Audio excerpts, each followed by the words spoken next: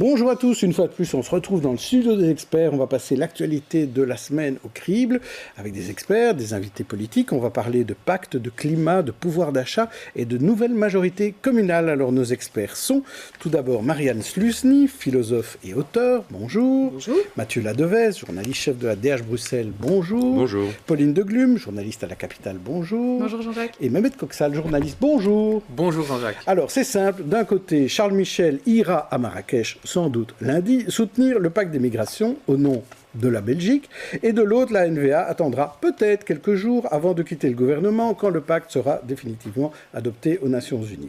Alors, une majorité sans la NVA soutient ce pacte et la chute du gouvernement est donc reportée de quelques jours, voire quelques heures, puisqu'au moment où on vous parle, normalement, ils sont encore en train de discuter. Reportage, c'était vendredi midi avec Pierre Baudot et Nicolas Sken. Theo Franken à la sortie du Conseil des ministres.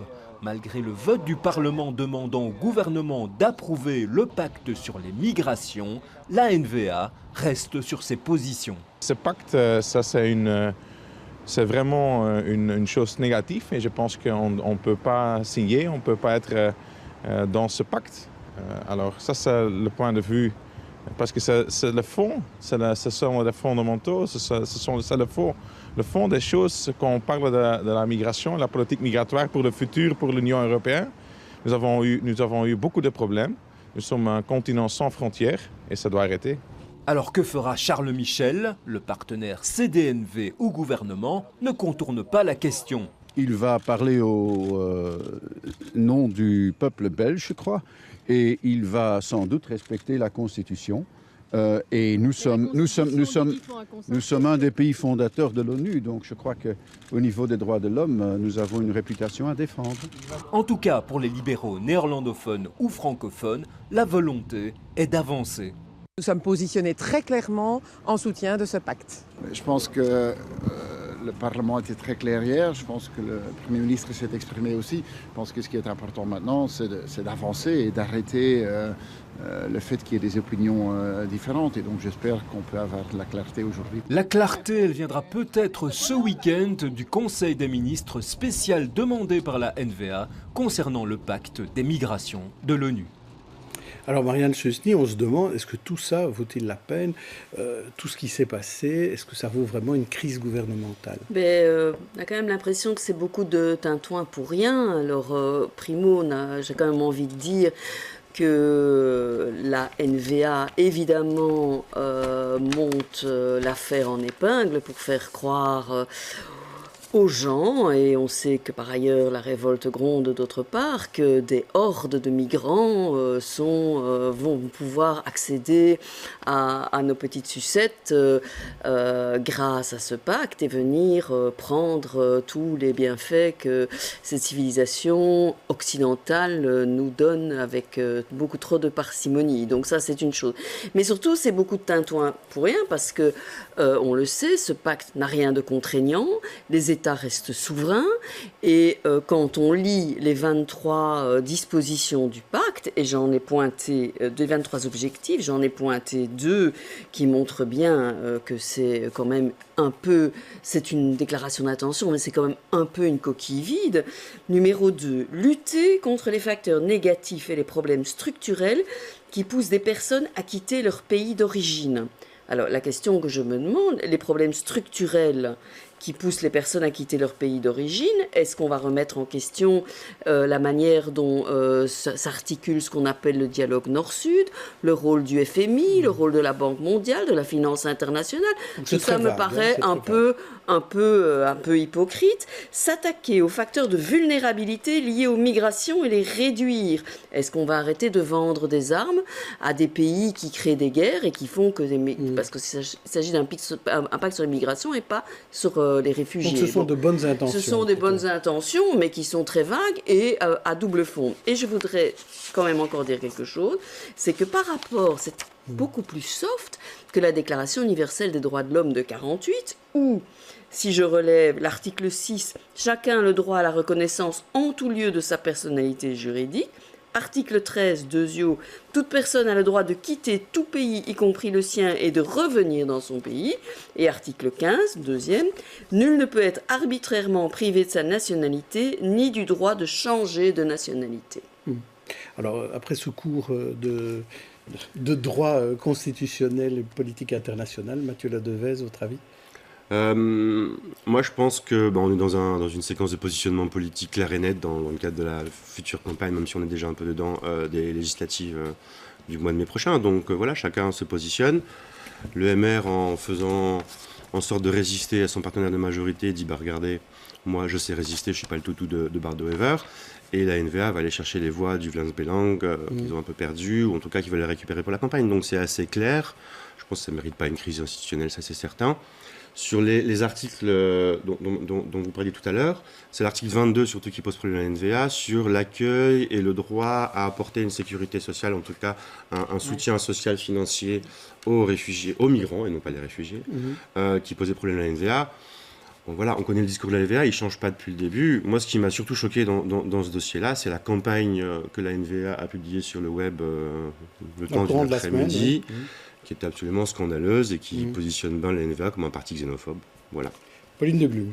Bah oui, donc comme ça a déjà été dit en effet, on est sur un texte non contraignant, donc c'est plus une posture de la NVA. Ce qui est marquant ici, c'est quand même qu'en effet le MR ne suit plus du tout la NVA, ce qu'on l'a longtemps accusé de faire. Donc ça, c'est peut-être un peu premier changement par rapport aux dernières élections où ils ont vu, notamment sur Bruxelles, que cette position parfois un peu dure sur la migration, c'est pas forcément porteur. Donc là, en tout cas, ils se démarquent clairement. Et sinon, oui, autre réflexion, c'est la difficulté vraiment de la Belgique. Dès qu'il y a une position à l'international à devoir porter de manière claire, c'est quand même compliqué. Hein. Donc là, c'est Charles Michel qui va aller à titre personnel, mais il a l'appui des régions, du Parlement, mais pas de son propre gouvernement. À l'Europe, quand Marguerite ne peut pas signer des directives, c'est la faute des régions pour le coup. Bon, on l'avait déjà vu avec le CETA, là ça arrangeait certaines personnes de pouvoir bloquer, mais dans tous les cas, c'est particulier quand difficile on va à des rendez-vous, il y a autant de pays, et puis petite Belgique arrive avec toujours ces problèmes internes. Voilà. Mehmet Koksal.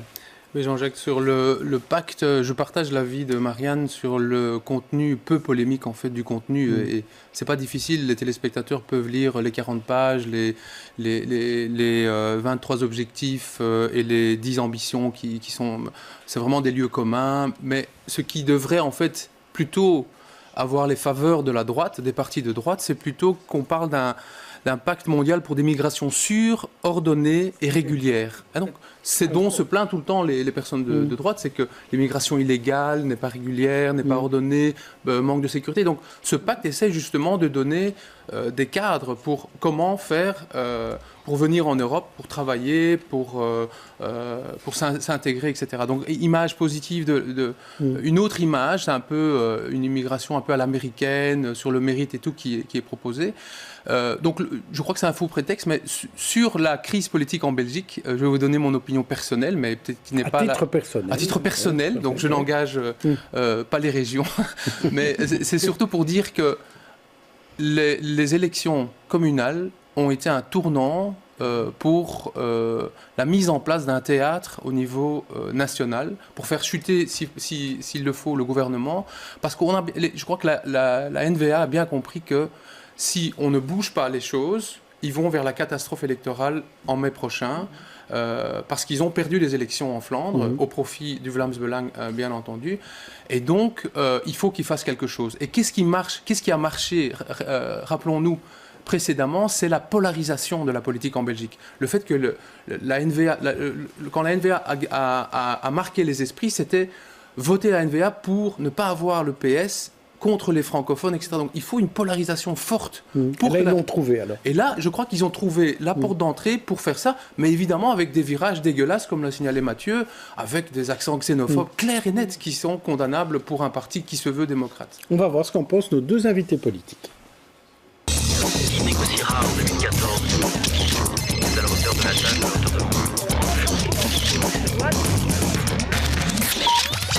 de Alors, ce n'est pas avec un pas de sénateur qu'ils entrent, mais un pas de nouveaux bourgmestres, tous les deux, car il s'agit de Christos Zoulkeridis, bourgmestre écolo d'Ixelles et encore député bruxellois pendant quelques semaines, et Ahmed Laoueche, bourgmestre PS de Koekelberg, qui est chef de groupe à la Chambre, lui sans doute jusqu'au mois de mai. En tout cas, il nous en dira plus certainement.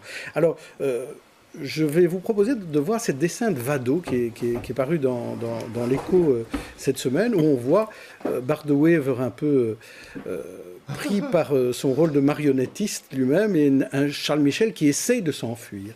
Est-ce que cette image, c'est un peu ce qui se passe, Christos Zoulkeridis, vous qui voyez ça maintenant d'Ixelles, et non, vous avez une vision peut-être un peu différente. Oui, je comprends le dessin de la caricature, le réflexe qu'on a eu un peu en écoutant la succession des prises de position. C'est sans doute un Premier ministre qui essaie de se détacher de l'image qu'il est un peu... quelqu'un a utilisé, je ne sais plus quel terme, mais c'était... manipulé. C'est M. Ladevez qui a dit le toutou de la NVA.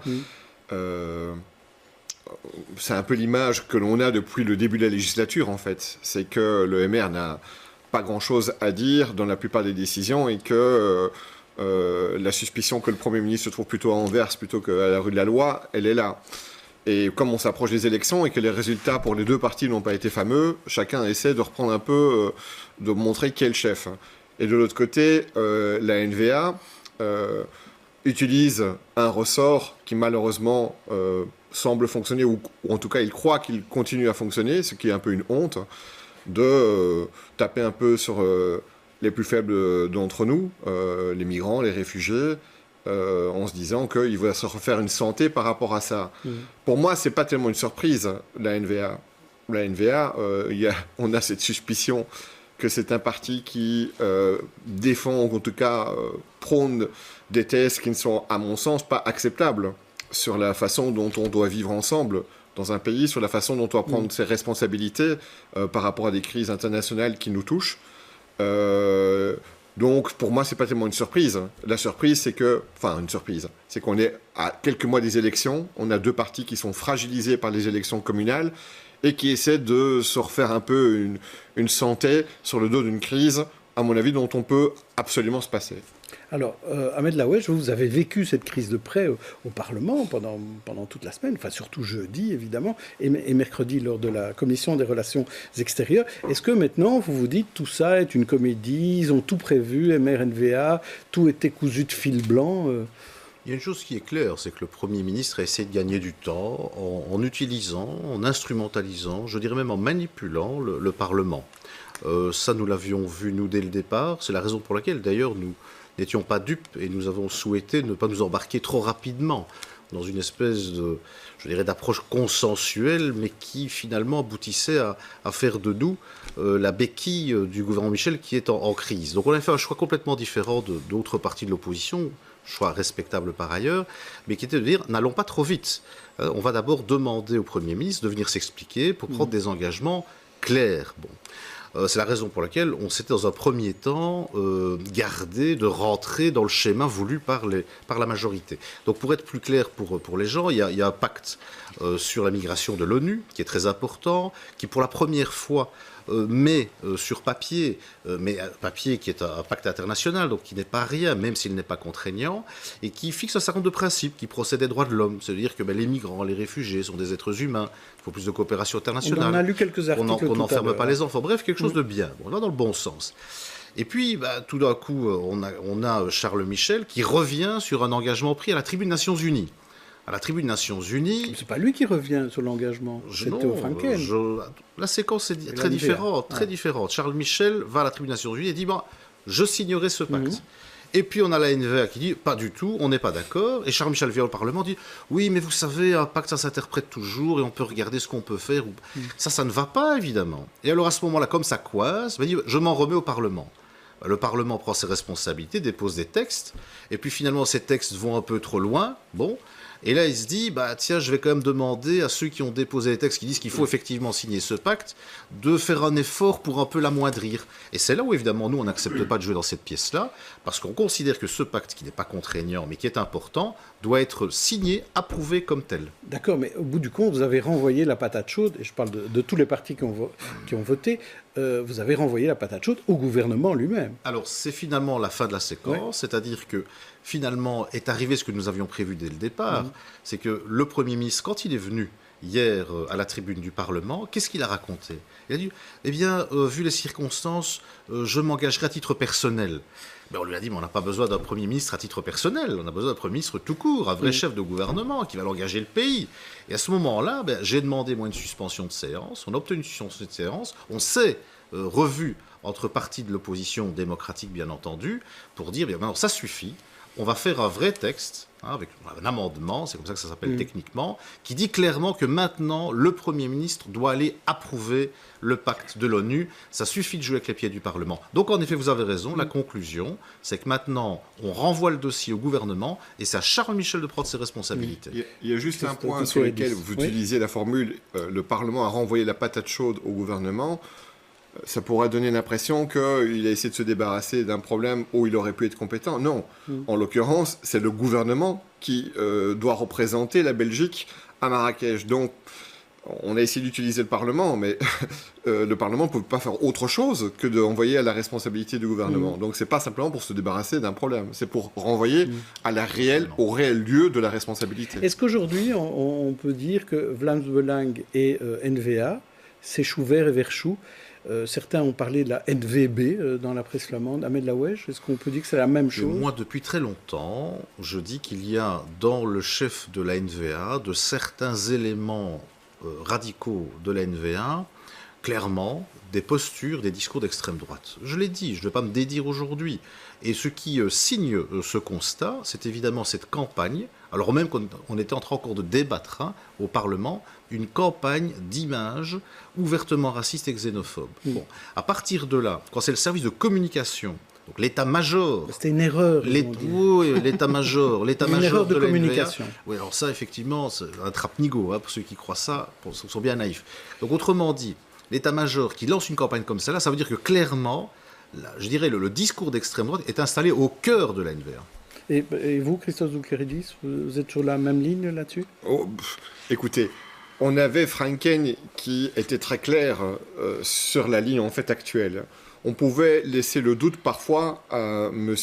Bardewever, qui était toujours attentif sur ces questions, justement à faire une distinction entre le Vlaams Belang et la NVA sur les relations avec l'immigration ou les immigrés, les migrants, les réfugiés. Il était plus prudent. Mais là, il y a un pas qui est franchi, peut-être que c'est le masque qui tombe, mais il me semble que la crainte ou l'appréciation qu'on pouvait avoir dès le départ, ça fait des années qu'on dit faire un gouvernement avec la NVA est quelque chose de dangereux.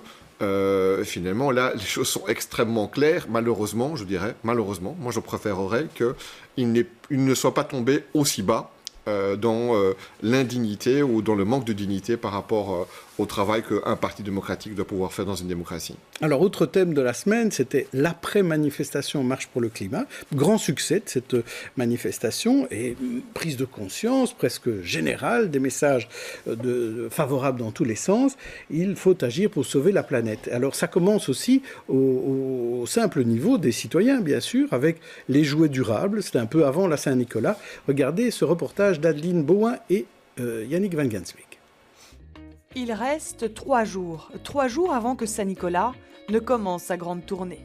Une tournée qu'il fait déjà depuis très longtemps, mais cette année, elle s'inscrit dans un climat particulier. Hier, ce n'est pas moins de 65 000 personnes qui ont marché dans la rue pour défendre la Terre. Une prise de conscience collective qui touche toutes les générations. Il y a trop de pollution et ça va pas du tout, donc il y a des pays qui vont disparaître, des îles. L'eau monte en fait. On doit changer nos habitudes, trier les poubelles, aller à l'école, pas en voiture, plus utiliser les sachets en plastique. Alors du coup, cette année, le grand patron des enfants a reçu quelques recommandations. On a demandé à Saint-Nicolas des jeux en bois et pas de jeux en plastique. L'écologie arrive dans les rayons des magasins, le climat se fait sa place dans les livres des enfants, une jeunesse qui en demande de plus en plus. Les enfants souvent découvrent ces problématiques, ces thématiques à l'école et sont contents d'en parler en famille et puis viennent rechercher des livres. Par exemple, si on partageait nos jouets, ne plus jamais jeter de jouets quand on grandit, les donner à des ludothèques ou à des enfants qui sont dans le besoin pour pouvoir les recycler. Et même les éditeurs emboîtent le pas. Et ce qu'on aime bien, c'est qu'au-delà du thème, même la démarche en fait, de création du jeu fait que le jeu est produit localement, avec des ressources locales, etc. Donc c'est pas juste un thème, c'est aussi vraiment toute une éthique. Donc ça, c'est très chouette. C'est le joueur qui aura les biotopes les plus divers, qui aura à la fin beaucoup plus de points que les autres qui auront décidé de faire que de la glace ou que du désert. Donc ça encourage vraiment ça. Comme quoi, même Saint-Nicolas peut parfois rimer avec respect du climat. Mathieu Ladevey, c'est vrai que c'était quand même une lame de fond depuis cette manif. Ah, c'était très impressionnant. Moi, je pense que ça dépassait même le nombre de manifestants ou presque sur manifestations sociales par la FGTB, des choses comme ça à l'époque ou l'année dernière ou du temps du repos. Donc moi, j'étais assez surpris, j'étais même assez ébloui par le monde qui s'est mobilisé pour ça. Après, la question, c'est est-ce qu'il y a un lendemain là-dessus, ça on le verra. Le reportage était intéressant, c'est un peu la légende du colibri de Pierre Rabhi, c'est-à-dire qu'on doit tous faire des petites choses dans notre quotidien pour justement éviter de polluer, etc. Est-ce que ça suffit ? Moi, je pense que ça ne suffit pas du tout. Je pense que ça doit se décider au niveau des gouvernements, au niveau des grandes entreprises, et donc au niveau des élections. Donc je pense que est-ce qu'il va y avoir une suite à cette marche ? À mon avis, on le verra au niveau belge, au niveau national. On le verra aux législatives prochaines, si les écolos font un score ou si on a un changement de paradigme par rapport à ça. Si on reste sur des partis traditionnels qui intègrent peu les valeurs écologistes dans leur programme, même s'il y a pas mal de cosmétiques autour de ça, je pense que ça ne suffira pas. Donc je pense qu'il faut un vrai virage qui doit passer par les urnes. C'est Emmanuel Prat qui parle ici. Qui doit passer par les urnes. Oui. Peut-être, mais bon, voilà, il faut quand même entendre ces gens-là. Ces gens-là ne sont pas dans la rue pour rien. Il y a un vrai message. Je pense que si on en refait une dans 15 jours, il y aura autant de monde. Si on en fait une semaine avant les élections, il y aura 2 fois plus de monde. Donc il y a vraiment un message qui doit percoler au sein des pouvoirs publics. Et qui va en profiter, Ahmed Laouej, les écolos ou les éco-socialistes ? Alors j'en profite pour dire, j'ai trouvé assez consternant certaines sorties médiatiques qui, au lendemain des élections communales, où de fait écolo progresse de manière assez impressionnante, il faut le dire, et qui en viennent à utiliser des formules du type écologie punitive, etc. C'est totalement incompréhensible. Ce qu'il faut faire, c'est nous tous nous approprier des enjeux environnementaux, climatiques, de développement durable. Il y a aussi une vérité, c'est que de fait, les partis politiques et l'ensemble des partis politiques essayent, bien entendu, depuis très longtemps aujourd'hui, de mettre ça à l'ordre du jour de leurs programmes et de leurs actions politiques. Mais de là à en venir avec des approches consternantes qui consistent à parler d'écologie politique, ça ne va pas. Bon. Donc l'écologie politique, je trouve, a apporté quelque chose d'important au débat et on en a besoin. Cela étant, maintenant, on doit tous, à notre niveau, y aller. Il faut y aller, il n'y a plus à chipoter. Moi, je me réjouis de voir qu'à la ville de Bruxelles, où on fait le constat que, je veux dire, une des sources de pollution environnementale les plus importantes, c'est le chauffage, et bien de voir qu'il y a, dans le parc immobilier public et le logement social en particulier, de faire des investissements pour avoir précisément une qualité environnementale meilleure s'agissant du chauffage. Et à Kuckelberg, de la même manière, vous allez faire ? Eh bien justement, donc nous sommes avec une majorité progressiste qui intègre clairement la dimension environnementale et de développement durable. On a créé un ECHFINA qui, à part entière, va s'occuper de cela. Et ce ne sera pas un ECHFINA pour la galerie, ce sera un ECHFINA dont j'entends bien qu'il soit doté de moyens. Et c'est Madame Tissane, écolo, qui sera en charge de la compétence. Donc mais elle aura tout mon soutien. Oui, mais c'est une revendication d'écolo et clairement, je trouve légitime. Bon. Mais elle aura tout mon soutien de socialiste. Parce que la touche que moi j'apporte, si vous voulez, de manière supplémentaire, c'est qu'il ne faut pas oublier l'aspect social.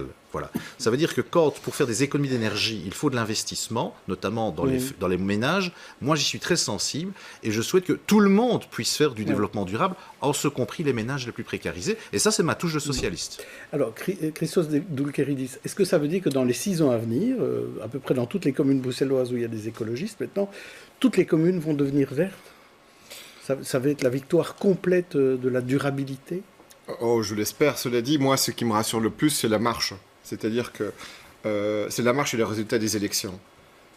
Les changements, ils se font comment ? Ils se font quand le public se mobilise et lorsqu'il y a un résultat électoral qui met la pression. On sait très bien que c'est toujours comme ça. Et ce n'est pas par hasard que pratiquement tous les partis politiques commencent, parfois de manière maladroite et parfois de manière un peu plus à droite en un seul mot, à s'occuper d'écologie depuis les élections communales. On voit bien que c'est devenu un thème où chacun essaie dans son appareil, et effectivement, Ahmed faisait le petit clin d'œil par rapport au CDH qui a commencé à faire des trucs sur l'écologie punitive, et maintenant, on crée une surenchère sur les thèmes écologiques. Tant mieux, tant mieux si les autres partis ont envie de venir avec leur propre expertise, avec leurs propres idées, leur propre énergie. Les citoyens, c'est pas un détail. Ce qui est important, et par rapport à d'autres mouvements qui ont lieu, c'est que déjà maintenant, sur la plupart des thématiques, vous avez parlé du jouet tout à l'heure, mais vous pouvez prendre tous les thèmes de la vie, il y a des gens qui se mobilisent pour construire des solutions.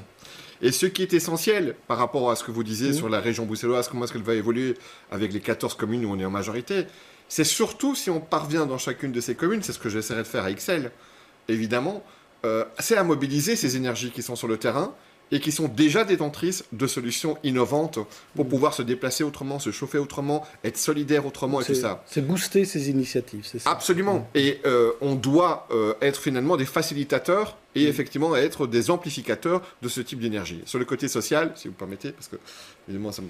Parce que vous n'êtes pas social, voilà, c'est ça. Je demande. C'est pas ce que vous avez dit. J'ai été ministre du logement. Oui. Et une des premières actions que j'ai faites, c'est dans le logement, pour les locataires des logements sociaux, qu'on construise obligatoirement en passif. Parce qu'il faut effectivement faire des économies d'énergie pour ces publics-là, se concentrer et faire en sorte que tout le monde y participe et puisse y participer. On a voté des résolutions sur les cantines scolaires abordables avec des produits bio, c'est la même chose. Évidemment que cette préoccupation sociale, elle est inhérente à l'écologie, mais donc ça veut dire que ce sera d'autant plus facile de trouver des accords avec notre partenaire éco-social d'un côté, éco-socialisme de l'autre côté, ça fonctionne bien. Marianne Susny. Oui, moi je voudrais revenir au sujet, oui. Parce que je ne sais pas si vous avez remarqué, mais il y a un petit jeune homme là, qui est en fait un héritier des philosophes des Lumières, et je dirais de tendance néo-kantienne. Voilà. C'est-à-dire. Alors, c'est-à-dire. Il ne le sait pas. Il ne le sait pas, mais il va le savoir. Oui, voilà. S'il regarde notre émission. En fait, tout se passe. On n'arrête pas de parler des doubles discours, constamment. Donc, il y a eu 75 000 personnes dans la rue, et Monsieur Michel, au Conseil des ministres, ne fait pas ci et ne fait pas là. Madame Marguem, elle va dans un avion et c'est tout le temps. Et c'est le pot de confiture que j'ai volé, et bon, c'est pas si... Bon, voilà. Et alors que je devais l'apporter au pot... Et quand on voit sa sortie d'insultes et de trucs... Bon, bref. Mais cet enfant, il a dit quoi? Il a dit, on doit changer nos habitudes. Alors, je voudrais rappeler un impératif catégorique de la loi morale chez Kant. Agis uniquement d'après la maxime, c'est-à-dire le principe, qui fait que tu peux aussi vouloir, ta bonne volonté, que cette maxime, ce principe devienne une loi universelle. Et quand ce gosse dit il faut changer nos habitudes, c'est qu'il a très bien compris que si lui il jette son papier en disant c'est pas grave, c'est un papier, mais que tout le monde fait pareil, eh bien ça peut pas s'ériger en loi universelle. Voilà. Ok, voilà. J'espère que tout le monde a bien compris. L'impératif catégorique, on aura appris quelque chose. 30 secondes. Je suis ravi de voir qu'il y a plein d'actions au niveau local, etc. C'est très important. Mais Marie-Christine Madeleine a quand même raison dans tout ce qu'elle dit, c'est que c'est absolument hallucinant qu'il y ait trois ministres régionaux, un ministre fédéral qui s'occupe de cette matière-là en Belgique. C'est une matière qui doit se régler au minimum au niveau européen, voire au niveau national. Donc c'est normal, ça n'avance pas. Et ça, c'est pas de la faute du MR, c'est la faute de tout le monde.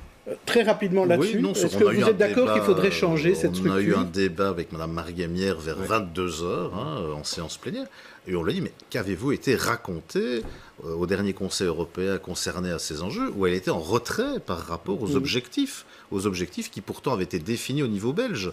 Alors ensuite, on se rend compte qu'elle ne se concerte pas avec ses homologues régionaux. Donc elle n'organise pas de concertation avec les autres ministres. Alors oui, c'est compliqué, c'est vrai, mais au moins qu'elle parle avec eux. Donc mais surtout, quand elle nous représente, elle n'est pas ambitieuse. Donc autrement dit, elle est sur des objectifs qui ne sont pas à la hauteur des enjeux climatiques et qui mobilisent plus de 70 000 personnes. Donc vous dites que ce n'est pas la structure qui est en cause, c'est plutôt elle, son ambition. Et vous, Christophe Zokiridis, vous êtes d'accord là-dessus? On est dans un pays complexe, on sait bien. Oui. Ça, on est d'accord. Déjà, on est d'accord. Mais donc, nous, les politiques, on a une responsabilité en plus.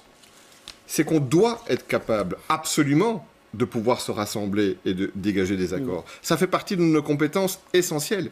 Et si on n'est pas capable de faire ça, c'est qu'on n'est pas à la bonne place. On a, en Belgique, peut-être un job en plus que d'autres pays. Mais cela dit, le fait qu'on ait plusieurs ministres différents permet aussi parfois, justement, d'avoir des endroits où on avance beaucoup plus et que ça puisse éventuellement donner envie à d'autres de pouvoir rejoindre ces mouvements. On en rajoute alors. On va passer maintenant aux têtes d'affiche. Je vous propose une galerie de portraits à tous les deux, des personnalités qui ont marqué la semaine, et on va voir celui ou celle qui vous inspire. On commence par vous, Ahmed Laouej. Je vous propose d'abord Nicolas Van Nuffel, l'organisateur de la manif de dimanche dont on a parlé tout à l'heure, Elisa Brune, prix Rossel, romancière décédée à 52 ans, le neurochirurgien uclois Jacques Brocchi, nouveau président du Sénat, ou la grande Maria Pacôme, décédée en début de semaine, grande actrice, grande comédienne comique. Alors, Nicolas, Elisa, Jacques ou Maria? Alors, Maria Pacôme. Maria Pacôme, moi, je sais que c'est un peu déconcertant, mais d'abord... Ah, désolé. Non, désolé, vraiment. Vous n'aurez pas les mêmes. Parce que, je pense d'abord, elle a marqué l'histoire du théâtre avant le cinéma.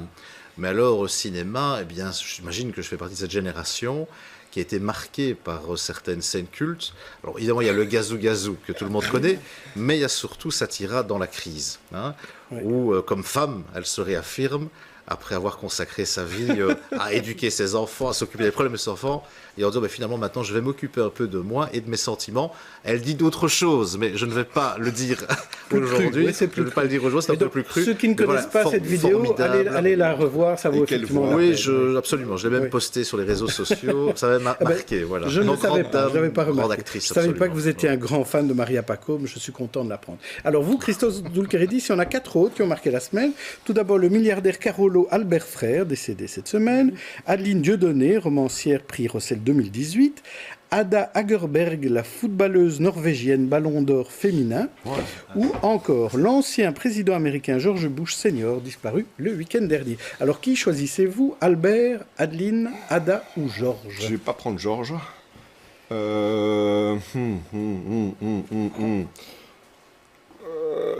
La joueuse de foot, là, ça c'est quand même... Hagerberg.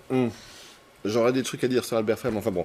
Oui, parce que je trouvais ça très très important qu'on puisse mettre à l'honneur une sportive, plus particulièrement. On vit dans un monde où nous, on se permet de continuer à faire la leçon un peu à d'autres pays sur le fait qu'on est sur l'égalité, sur le fait qu'ils sont pas assez, qu'ils n'accordent pas assez de droits aux femmes, etc. Alors que chez nous, on n'est pas non plus à la pointe sur tous les domaines, et notamment dans le sport, et notamment les liens entre les médias et les sports. On voit beaucoup plus de sport masculin, on a beaucoup plus de subsides pour le sport masculin. Et là, faire de la place pour une femme sportive, qui ont généralement aussi en plus des résultats tout à fait impressionnants à l'échelle internationale, je pense que c'était une très très très bonne idée. Alors, il y a aussi une nouvelle rubrique, ça s'appelle « Ça m'énerve ». Je vais vous proposer 5 choses qui se sont passées aussi cette semaine, et on va voir qu'est-ce qui vous énerve le plus. La première chose qui peut énerver, c'est ne pas mettre son clignoteur quand on tourne. Ça, c'est pour les automobilistes. Marie-Christine Marguem qui manifeste pour le Sénat. Le roi... Pour le climat, pardon. Le roi aussi pour le Sénat. Le roi qui n'inaugurera pas à l'Africa Museum. Paul Magnette aux Européennes pour ne pas siéger. Ou le père Fouettard qui est toujours là en 2018. Alors, on va commencer par Christos Doulkeridis. Chacun son tour. Alors, qu'est-ce qui vous énerve là-dedans? On ne peut pas choisir tout. Non. Qu'est-ce qui vous énerve le plus? On va dire comme ça. On a parlé du climat, on a parlé de... Alors, qu'est-ce qui vous énerve le plus? Quand même, peut-être le roi qui n'inaugurera pas l'Africa Museum. Parce que je trouve que c'est une occasion ratée exceptionnelle. Je le regrette vraiment, parce que je ne veux pas être désobligeant par rapport à la fonction royale, mais justement, c'était peut-être l'occasion. Vous savez, on ne peut pas tout relire avec nos yeux d'aujourd'hui sur l'histoire passée. Mais par contre, on peut corriger un certain nombre de choses et on peut prendre du recul et justement exprimer ce recul. C'était une opportunité exceptionnelle pour la famille royale, pour le roi, de faire un geste symbolique extrêmement important. Le musée d'Afrique fait quelque chose d'intéressant. Il essaie de se réconcilier par rapport au continent africain. On a quand même une marge de progression dans ce domaine-là qui est phénoménale. On sait très très bien toutes les polémiques sur le rôle de Léopold II et tout ça. Vraiment, je pense que c'est une occasion ratée, vraiment totalement détestable. Bien compris que ça vous énervait. Alors vous, Ahmed Laouej, un autre énervement? Ne pas mettre son clignoteur quand on tourne. Oui. Alors, pourquoi est-ce que je dis ça? Parce que c'est le thème de la civilité. Enfin, il y a des gens qui peuvent oublier aussi, mais il y a aussi, c'est le thème plus général de la civilité. Et ça, c'est des choses auxquelles je crois beaucoup. La civilité, la courtoisie, la politesse, le cadre minimum pour la relation humaine, si vous voulez. Et je crains fort que, on va faire la sociologie ici à deux balles, mais simplement je crains fort que ce sont des choses qui se perdent progressivement et dont on a besoin.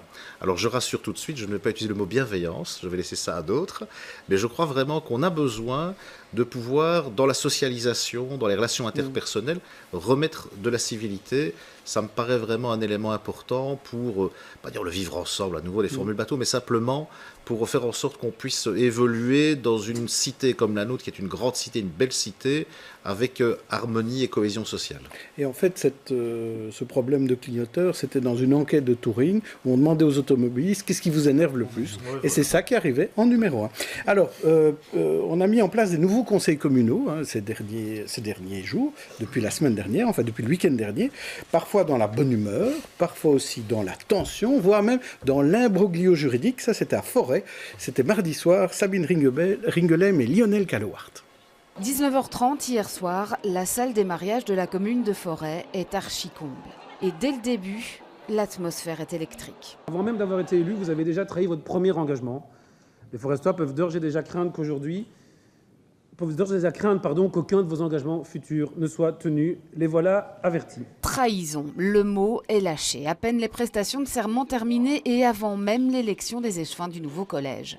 Car les alliés d'hier sont aujourd'hui ennemis. Le 19 novembre dernier, Écolo a renversé la majorité conclue au soir du 14 octobre avec le MR, le CDH et ensuite élargi à Défi pour lui préférer une alliance avec le PS. On vit un petit cirque ici au niveau communal, une situation inédite qui n'est pas très reluisante pour la politique, pour établir la confiance entre le politique et le citoyen. On constate que la majorité voulue par Roberti est illégale, donc une majorité de gauche qui ne remplit pas les conditions de présentation des échevins. Car sur l'acte de présentation des échevins déposé au secrétariat communal figurent les noms des premiers partenaires, MR, CDH et Défi. Résultat, sans surprise, au bout de l'opération, aucun échevin n'est élu. On est dans une situation un petit peu inédite où c'est les membres de l'ancien collège qui vont continuer à siéger le temps qu'un nouveau conseil soit reconvoqué pour redésigner des membres du collège. Il faut donc rapidement déposer un nouvel acte de présentation avec les noms des 8 échevins Écolo et PS. Illégal pour le CDH. Nous, on estime avec beaucoup d'autres juristes et experts que ce n'est pas faisable et que ce n'est pas permis. C'est le Conseil d'État qui tranchera quand on déposera un recours en suspension puis en annulation. Une belle bataille de juristes en perspective. En attendant, c'est l'ancien collège qui s'est réuni en urgence ce matin. Un nouvel acte de présentation a d'ores et déjà été déposé et un conseil communal est convoqué pour le 18 décembre. Alors Pauline de Glume, à Forêt, c'est vrai que c'est une comédie, c'est pas passé comme ça partout.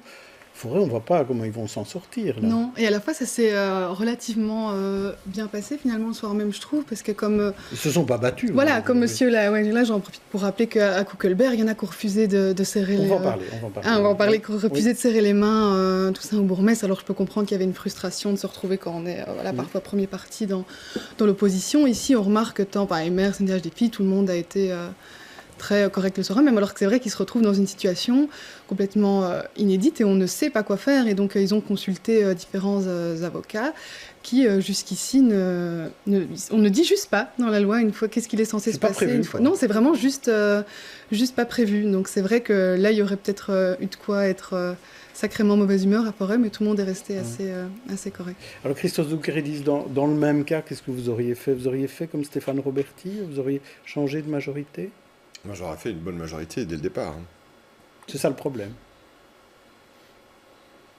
Je sais pas, moi, je suis content de ne pas être là. Je veux vous dire. C'est-à-dire, non, je trouve que c'est un épisode qui est évidemment pas glorieux. Maintenant, sur le fond, je me réjouis que ce soit plutôt ce type de majorité qui se mette en place. Si on avait pu éviter ça, je pense que ça aurait été mieux. Ahmed Laoueche, d'accord là-dessus? La solution juridique qui est sur la table est bonne, elle est tenable. Et finalement, après les actes de présentation, le véritable acte démocratique, c'est que le conseil communal vote pour le choix des échevins. Donc fondamentalement, si on en revient aux règles de base, c'est le vote en conseil qui va donner confiance. C'est le vote de confiance, si vous voulez, comme au Parlement fédéral. Le vote de confiance, eh bien c'est ça. C'est qu'à un moment donné, on soumet au scrutin du conseil communal le choix de chaque échevin. Donc le système n'est pas bon de faire ça trop vite. Non, alors, ce que je veux dire, c'est que qu'il y ait un acte de présentation qui se fasse, ça se justifie. Et aussi pour sceller, évidemment, un accord de majorité. Mais regardons bien ceci, parce qu'à un moment donné, il y aurait, dans l'esprit de certains, des petites difficultés procédurales, on en viendrait à contraindre une majorité que certains ne veulent pas et qui ne correspond pas au choix d'un très grand nombre d'électeurs. Donc si à un moment donné, il y a une volonté politique de faire une majorité progressiste, donc en l'occurrence ici écolo, c'est quand même une volonté qui est assez tardive. Mais une majorité il a fallu un mois pour cette volonté. La première volonté était celle-là. Il faut quand même dire que je vois qu'on m'interrompt, on ne me laisse pas terminer. Oui, mais on va laisser Ahmed Laoueche terminer rapidement et comme les autres simplement pour dire, écoutez, il y a toujours un peu de fièvre post-élection. Voilà, c'est humain aussi. Donc la politique n'est pas faite par des gens désincarnés. Nous sommes des êtres humains. Il peut y avoir parfois un peu de flottement. Bon, c'est comme ça. Mais en même temps, une fois que les gens se disent, non, c'est ensemble qu'on veut travailler avec un projet pour les Forestois, eh bien on le met en place et il y a des possibilités légales de le faire. Mathieu Ladevez. Oui, juste brièvement sur Forêt. Moi, ce qui s'est passé, je connais pas bien Forêt, donc je sais pas ce qui s'est passé en interne derrière, etc. Je sais qu'il y a eu un problème de personnes avec les socialistes à Forêt.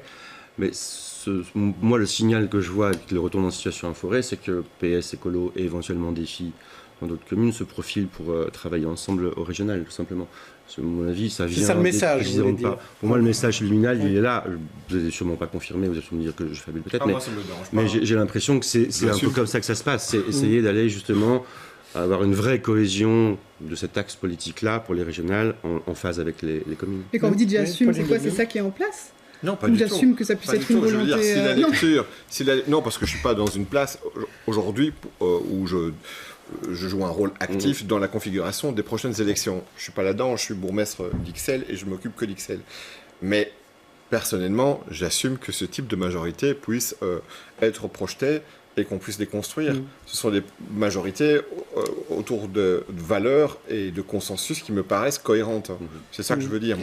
C'est très personnel. Bien sûr que l'idée, c'est pas de forcer une majorité dont finalement les gens voudraient plus travailler ensemble pour 6 ans, mais c'est tellement tardif que vous disiez c'est des humains derrière. Et c'est vrai qu'il y a des gens qui avaient rendez-vous le lendemain pour voir l'échevin avec qui s'échangeaient les matières. On était depuis des semaines.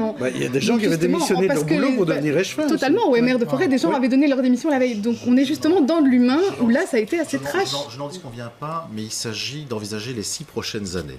Les 6 prochaines années. Donc mais il faut au moins reconnaître le gros couac, ce qui n'a pas été fait. On peut dire que ces gens-là n'ont jamais eu d'excuses. C'était mieux de s'en passer. Non, mais comme M. Doulkerdis l'a dit, je peux le répéter aussi. Évidemment, on aurait pu s'en passer, bien évidemment, ça n'est pas souhaitable. Mais bon, les faits sont là.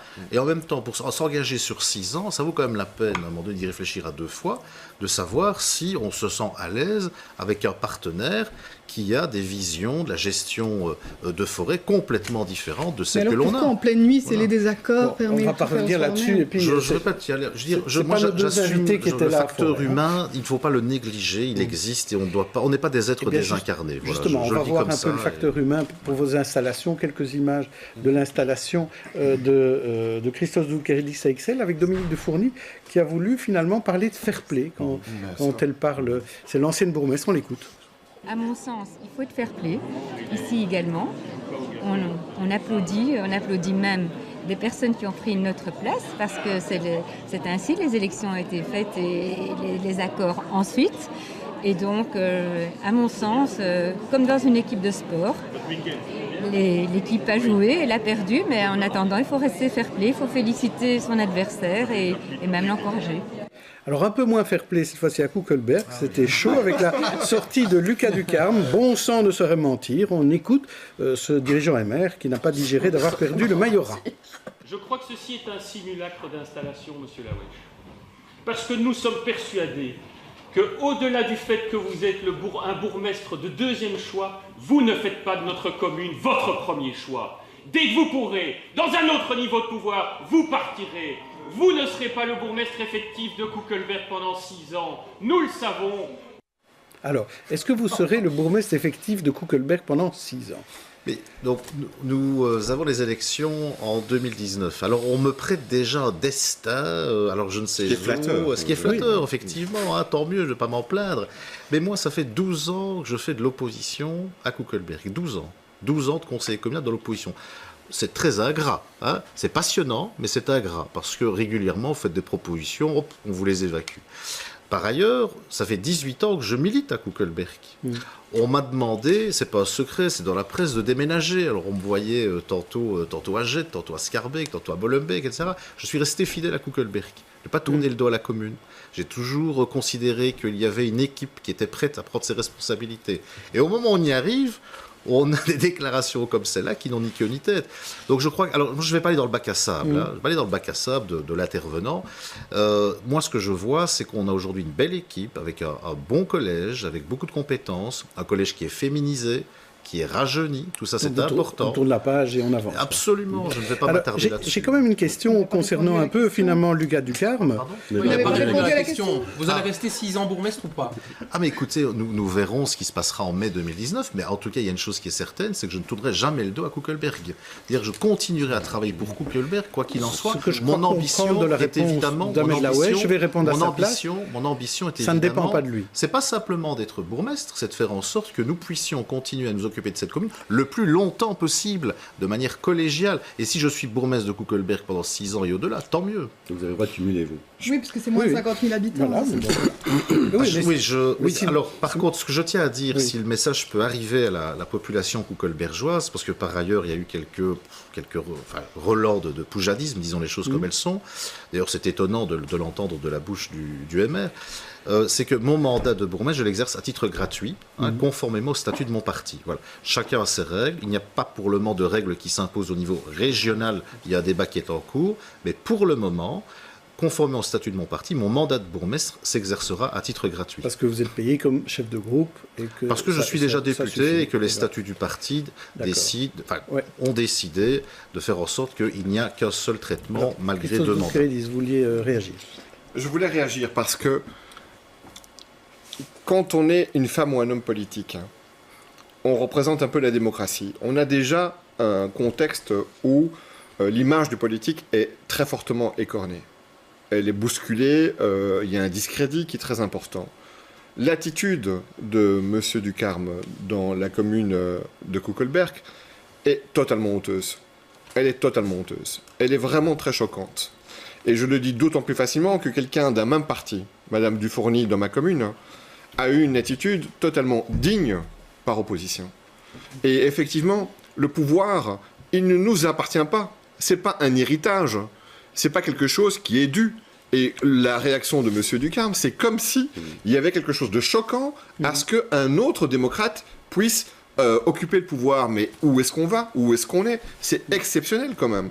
Et je veux au contraire saluer, et je l'ai fait, parce qu'en termes de fair play, ça doit toujours être réciproque évidemment, saluer celles et ceux qui sont capables justement de respecter le résultat des élections.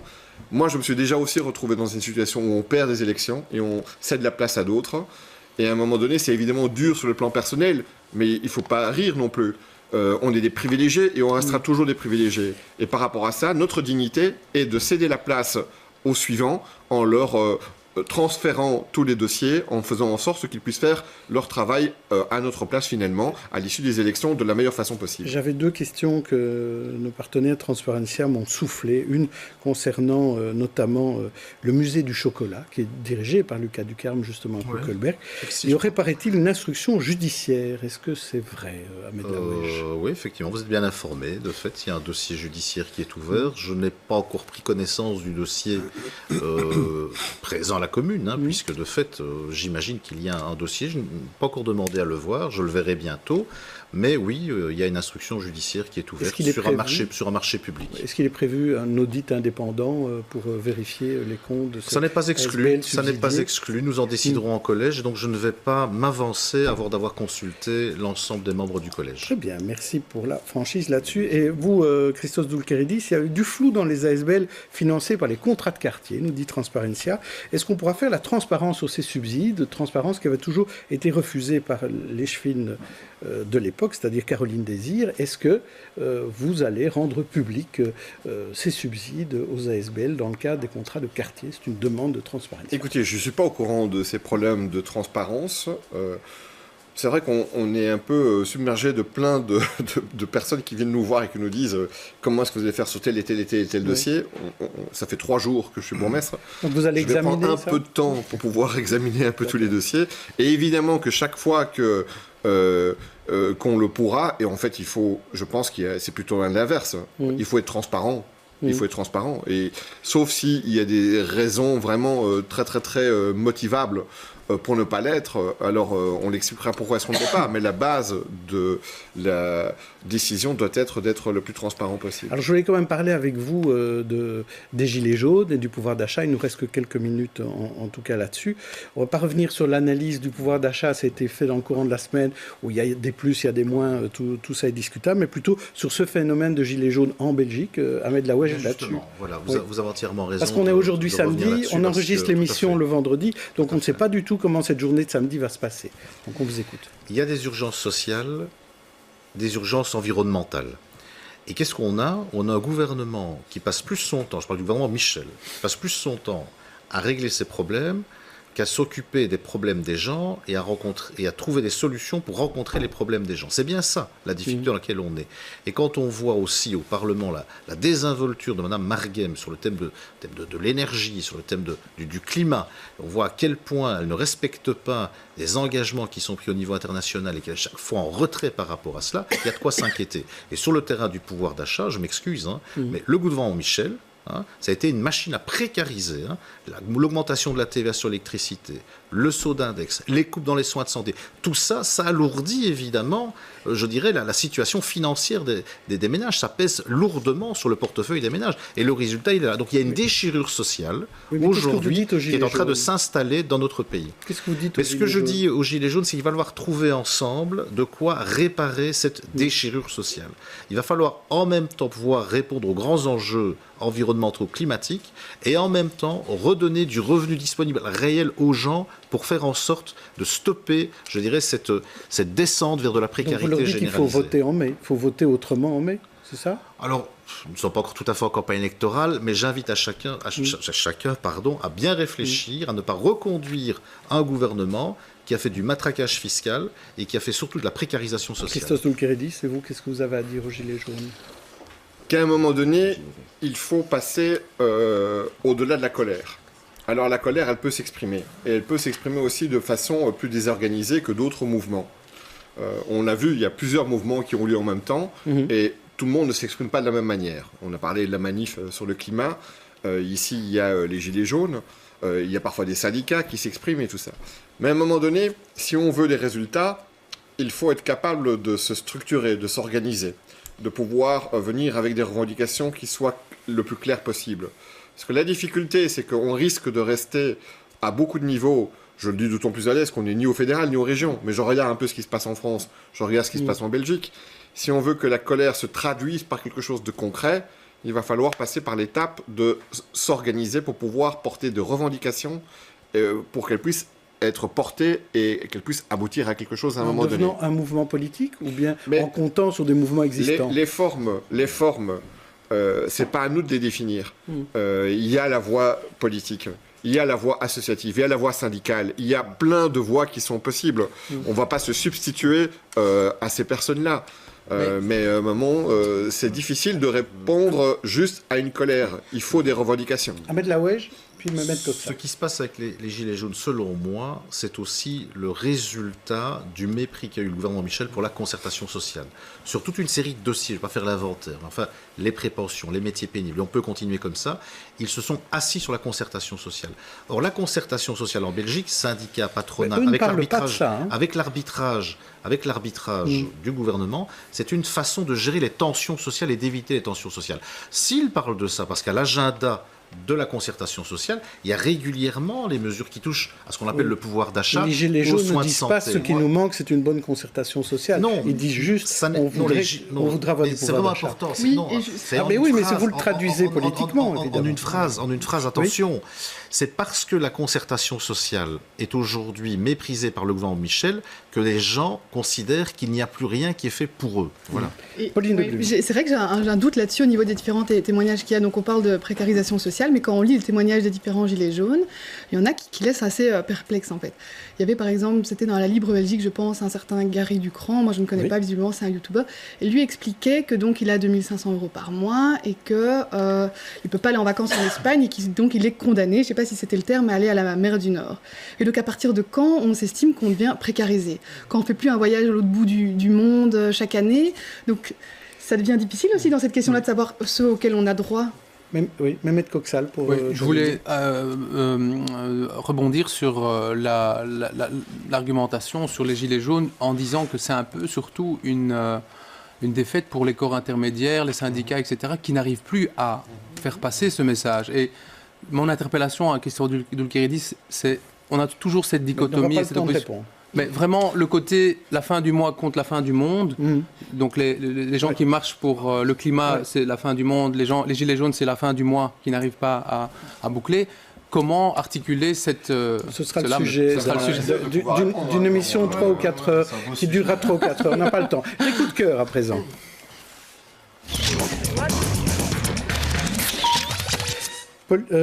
Marianne, vous lisez un livre, c'est celui d'Irvin Yalom. Même lu plusieurs. Oui, on va parler de celui-là. Alors, le bourreau de l'amour, et non pas le bourreau des cœurs, de Irvin Yalom, qui est un écrivain américain né en 1931 et qui vit toujours, et qui en a écrit beaucoup d'autres, et qui est en fait psychothérapeute, professeur émérite en psychothérapie, etc. Et ce qui est vraiment... Il y a 10 cas, mais c'est pas du tout qu'il raconte, 10 cas de psychothérapie, mais c'est pas raconté d'un point de vue clinique, mais très en interaction justement, où lui-même dresse son propre portrait, autoportrait, avec ses doutes, ses manques, ces moments où il s'ennuie terriblement, ces moments où il sympathise avec ses patients, des moments où il est pris entre ses envies personnelles et sa déontologie. Et donc c'est vraiment très amusant. C'est des portraits qui sont très multiples, très vivants et très drôles. Alors on passe à vous, Mathieu Ladevez, vous vouliez parler de l'Africa Museum.